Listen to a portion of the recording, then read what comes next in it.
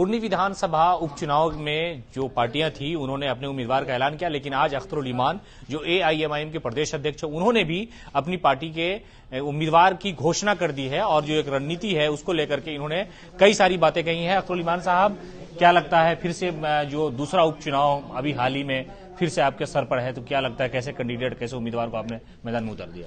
देखिए, हम लोग दलितों की, महरूमों की, कमजोरों की और अक़लियतों की वकालत करते हैं और मामला ये है कि इस वक्त दलित, अक़लियतों की और महरूम तबकात की सियासत हाशिए में आ गई है और उनको मेन स्ट्रीम में कैसे लाया जाए उसकी हमारी मुसलसल जिद्दोजहद और कोशिश है। इसी एतबार से हम लोगों ने वहां पर जनाब भाई गुलाम मुर्तजा अंसारी साहब को टिकट दिया है ताकि दलितों की और कमजोर तबकात की नुमाइंदगी हो सके और हम इस अवामी ताकत के जरिए से असेंबली के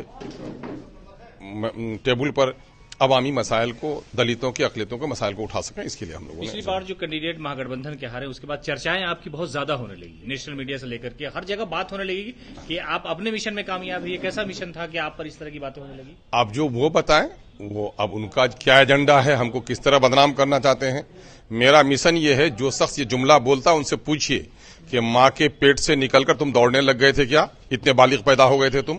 जब भी कोई नई पार्टी आती है वो अपनी जमीन बनाती है, अपने हमनवाओं की एक जमात बनाती है, तब जीतने का काम करती है।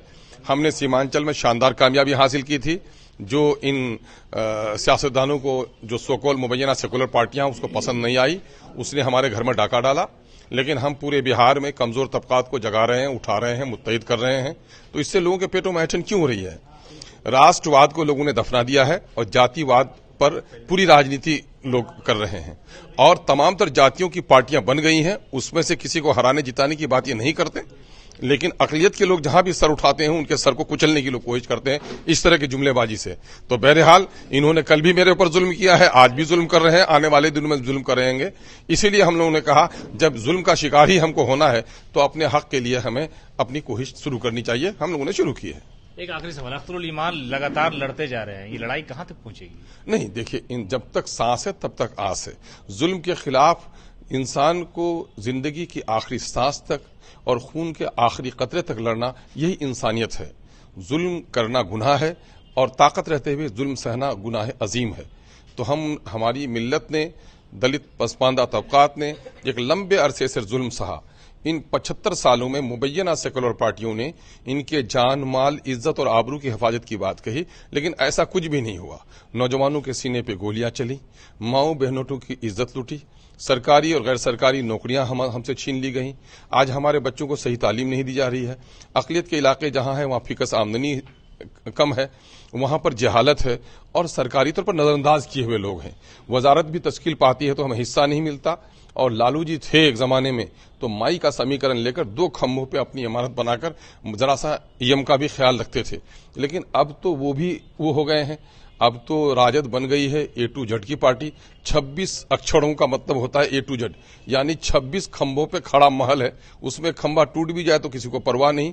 तो लालू जी की भी आवाज अब उस तरह नहीं हुई है और दूसरे लोग तो कभी आवाज उठाए ही नहीं मिल्लत की, महरूम तबकात की। इसलिए अब जरूरत इस बात की है कि अक़लियत के लोग और महरूम तबकात और दलित लोग उठें और अपनी लड़ाई खुद से लड़ने के लिए तैयार हों, और जो अपनी लड़ाई लड़ने के लिए तैयार नहीं होता, कुदरत भी उसकी मदद नहीं करता। ये था अख्तरुल ईमान, जिन उम्मीदवार के नाम की आज घोषणा हुई है, गुलाम मुस्तफा अंसारी साहब।